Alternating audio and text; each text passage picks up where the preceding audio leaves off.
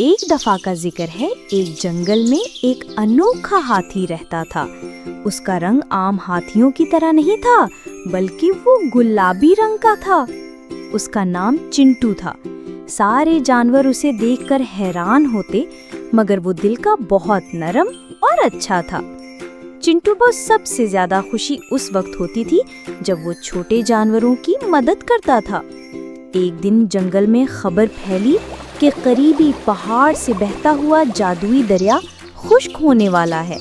उस दरिया का पानी पीने से जानवरों को ताकत और खुशी मिलती थी। सब जानवर परेशान हो गए। अगर जादुई दरिया खुश्क हो गया तो हम क्या करेंगे? एक लोमड़ी ने अफवाह फैलाई कि पहाड़ों में एक जादूगर रहता है जिसने दरिया का बहाव रोक दिया है।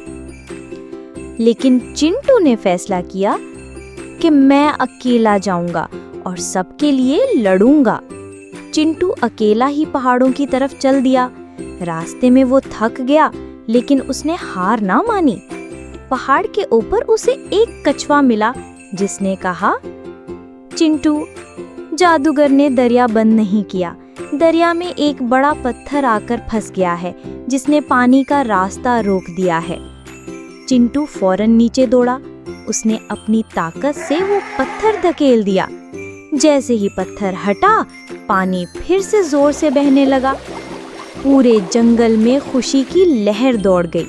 सब जानवरों ने चिंटू का शुक्रिया अदा किया और लोमड़ी ने शर्मिंदा होकर माफी मांगी।